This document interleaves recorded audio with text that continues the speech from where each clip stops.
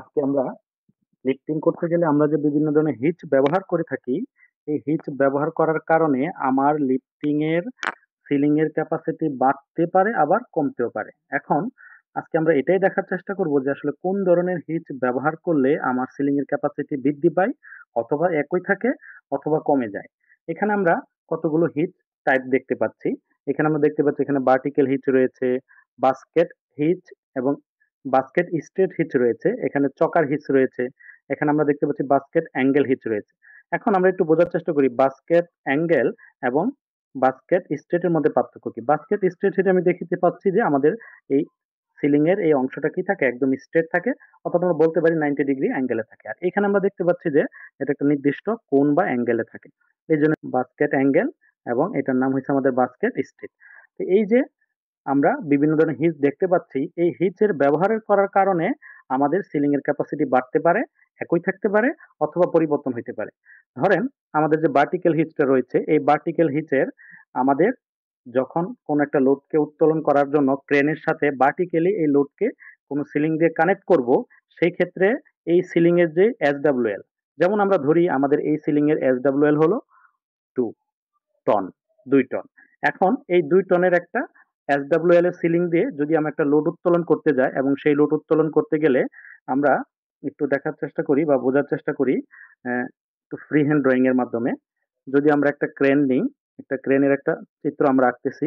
এখন এই ক্রেনের সাথে যদি আমি আমার লোডটাকে এই সিলিং দিয়ে এরকম স্ট্রেট অর্থাৎ ভার্টিক্যালি কানেক্ট করি, সেই ক্ষেত্রে আমার এই ক্রেনের এসডব্লিউএল এবং কি আমার সিলিং এর যে এসডব্লিউএল ছিল এবং আমি যে লোডটা উত্তোলন করতে পারবো, সেই লোডটা যদি 2 টন হয় আর আমার সিলিং এর এসডব্লিউএল যদি 2 টন হয়, কোনো সমস্যা নাই, আমি এই লোডটা উত্তোলন করতে পারবো। কারণ আমরা জানি ভার্টিক্যালি যদি আমরা কোনো লোড উত্তোলন করি, সেই ক্ষেত্রে তার এসডব্লিউএল কি থাকে, সেম থাকে। অর্থাৎ তার এসডব্লিউএল এই ক্ষেত্রে আমাদের ফর্মুলাটা হলো 1 ইন্টু, ঠিক আছে, এসডব্লিউএল। অর্থাৎ এই কথাটার অর্থ কি দাঁড়ালো, অর্থ দাঁড়ালো ওই সিলিং এর গায়ে ট্যাগের মধ্যে এসডব্লিউএল যা লেখা থাকবে ঠিক সেই পরিমাণ লোড উত্তোলন করার কাজে আমরা এটা ব্যবহার করতে পারবো। অর্থাৎ 2 টনের সিলিং দিয়ে আমরা 2 টন উত্তোলন করতে পারবো। তার মানে কি 100% ক্যাপাসিটি এখানে ব্যবহার করা যাবে।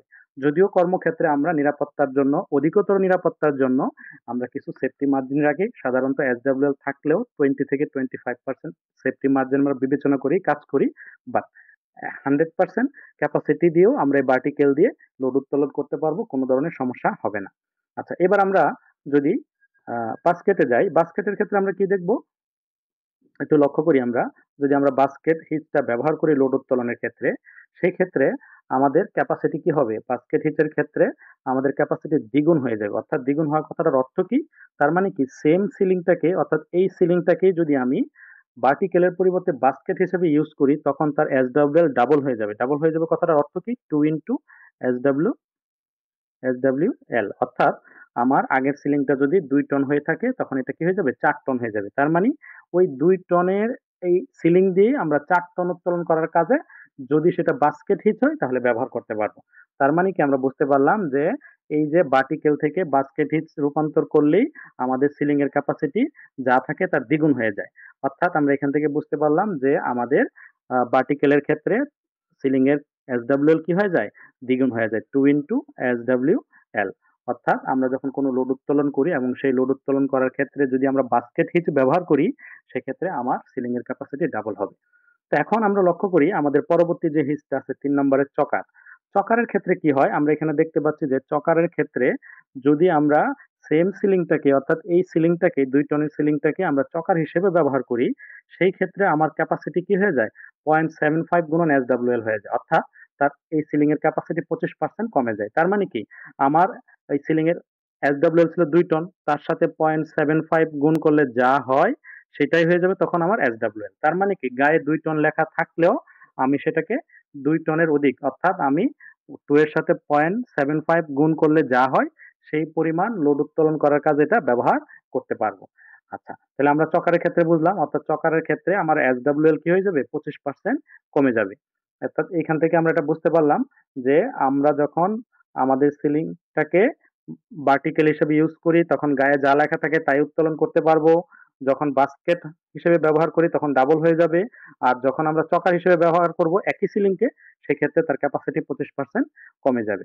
এবার আসি আমরা চতুর্থ যে বাস্কেটটা আছে, সেম সেম সিলিংটাকেই, অর্থাৎ 2 টন ক্যাপাসিটি সিলিংটাকেই যদি আমি বাস্কেট স্টেপ ব্যবহার না করে অ্যাঙ্গেলে ব্যবহার করি, সেই ক্ষেত্রে আমার ক্যাপাসিটি 1.4 গন হয়ে যাবে, অর্থাৎ ডাবল হবে না।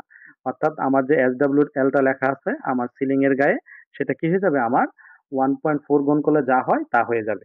অর্থাৎ এখানে আমার বাস্কেটের যদিও ডাবল হয়, কিন্তু বাস্কেট অ্যাঙ্গেলের ক্ষেত্রে সেটা 1.4 গুণ করলে যা আসবে সেটাই হবে তার লোড উত্তোলনের সক্ষমতা।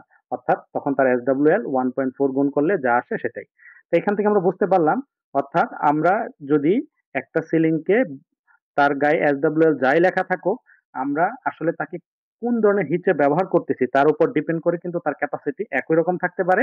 যেমন ভার্টিক্যালি একই রকম থাকে, আবার কি হয়ে যেতে পারে, দ্বিগুণ হয়ে যেতে পারে। যেমন আমরা দেখতে পাচ্ছি বাস্কেটে দ্বিগুণ হয়ে যায়, বাস্কেট স্টেটে। আবার চকারে কি হয়ে যায়, 25% কমে যায়। আর বাস্কেট অ্যাঙ্গেলে সেটা 1.4 গুণ করলে যা আসে তাই। তো আশা করি আজকের এই ক্লাস থেকে আমাদের এই একটা কনসেপ্ট ক্লিয়ার হলো। অর্থাৎ আমার সিলিং এর গায়ের ক্যাপাসিটি যাই লেখা থাকুক, SWL, শুধু সেই SWL দ্বারাই আমি এটা বুঝতে পারি না সে কতটুকু লোড উত্তোলন করবে। একই সাথে আমরা আসলে এই সিলিংটাকে কোন ধরনের হিচ হিসেবে ব্যবহার করব তার উপর ডিপেন্ড করেও